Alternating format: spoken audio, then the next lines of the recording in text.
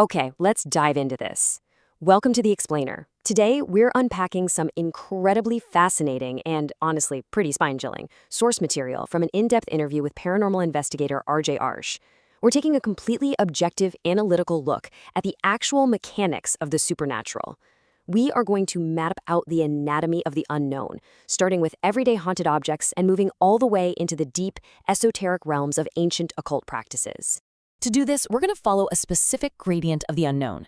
We'll be looking at the Ouija board possession, the broken idol phenomenon, the Butacola ritual, astral travel and portals, the mirror portal, and finally, the necessity of a guru. Section 1. The Ouija board possession, a DIY ritual gone wrong in Mumbai. So, 6 boys. They are at the center of this first case, which grounds us right in the modern urban setting of Dadar, Mumbai. According to our source, these friends threw together a homemade Ouija board using just a basic paper chart. And at the time, absolutely nothing happened. But exactly 1 year later, this horrifying synchronization began. Every single night, around 1:34 a.m., the eldest boy would unconsciously walk outside and repeatedly bang his head against a brick wall. And the craziest part? In their own respective homes, the other 5 boys were doing the exact same thing at the exact same time. Now, what's really interesting here is how what began as subconscious sleepwalking quickly morphed into conscious, extreme self-harm. The boys became hyperfixated on their heads. They would literally plead with their families, using this one chilling, synchronized phrase, "cut my head in half." And the source points out a crucial detail. Any physical movement or tearing of that original paper Ouija board caused the boys immense physical agony. So they had inadvertently turned a simple piece of paper into a linked energetic vessel. To sever this dangerous connection, they brought in a specialized paranormal expert to execute a highly specific ritual. First, he gathered all 6 boys into a circle. In the center, he placed a lead box. Now, lead was chosen specifically for its energetic properties. And on top of it, he placed the vessel of a deceased infant.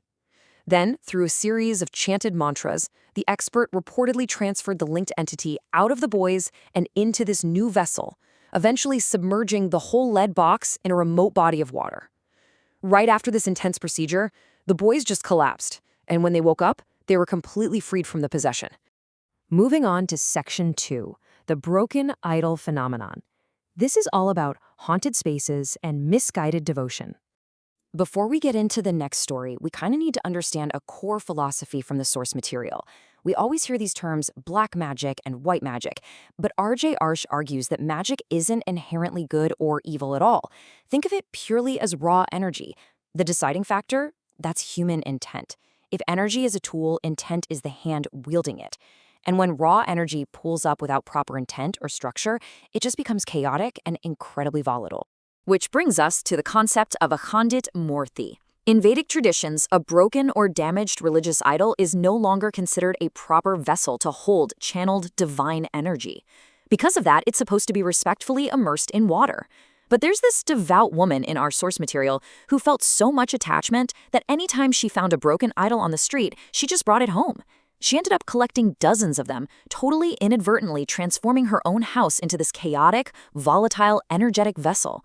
And the climax of all this unchecked energy was just tragic. The woman actually started hallucinating. She claimed she was seeing 12 women with unkempt hair just dancing in this continuous, eerie circle out in her courtyard.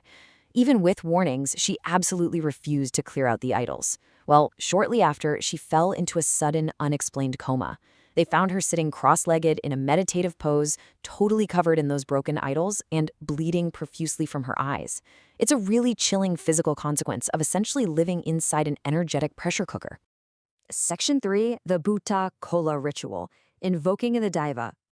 And this brilliantly illustrates human possession, but in a culturally sanctioned setting.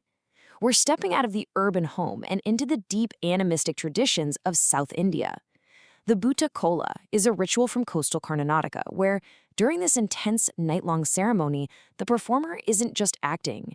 They're believed to temporarily become the literal physical vessel for a local deity. They act as a living, breathing bridge between the physical and spiritual worlds. The source details this wild, personal experience R.J. Arsh had during one of these rituals. As a gesture of connection, the possessed performer actually grabbed Arche's hand and pressed it firmly against his own chest.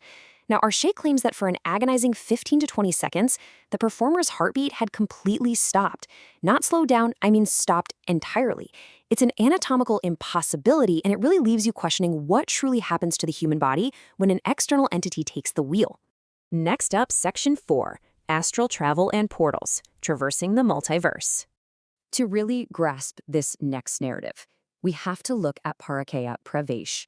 This is an advanced occult concept which claims that a highly trained yogi can intentionally transfer their soul out of their own body and into another physical vessel. This is often said to be done by ascetics whose own physical bodies are failing, but they still have millions of mantras left to chant to complete their earthly rituals. And the source provides a first-hand account of witnessing this exact practice at the Tarpith cremation grounds.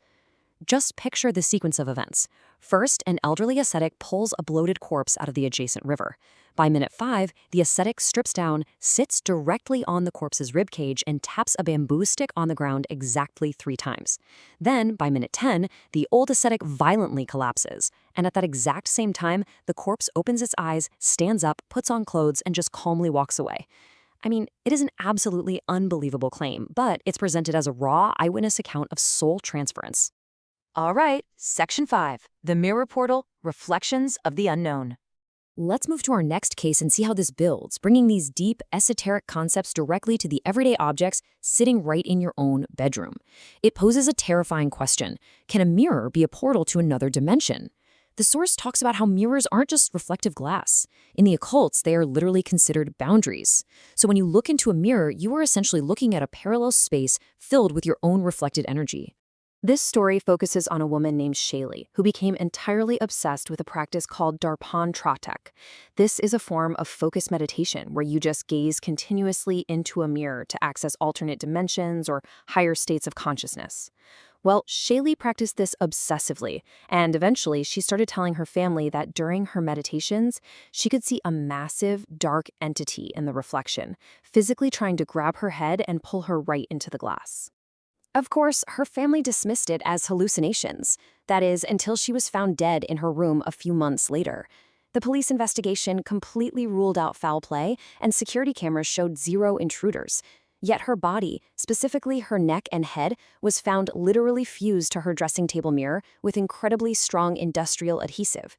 It was as if she was violently pulled face first right into the glass boundary itself. Finally, Section 6, The Necessity of a Guru, Navigating the Esoteric Safely. We've journeyed through haunted objects, possession, soul transfer, and even dimensional portals. So the crucial point derived from all of this material is this. Venturing into the unknown alone is a massive recipe for disaster. Supernatural exploration without guidance just invites pure chaos. You see, a true guru doesn't just teach you. They act as a literal energetic shield and a navigator for your consciousness. The source really stresses that occult knowledge you scrape from internet forums or old books is dangerously incomplete. When unprepared minds try to play with these raw energies, they face devastating mental and physical consequences. Which leaves us with one final, pretty provocative question to ponder today.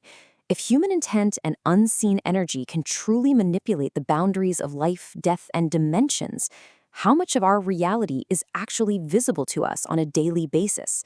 Are we all just skimming the surface of a much deeper, much darker ocean? Thank you so much for joining me on this explainer, and definitely keep questioning the unseen world around you.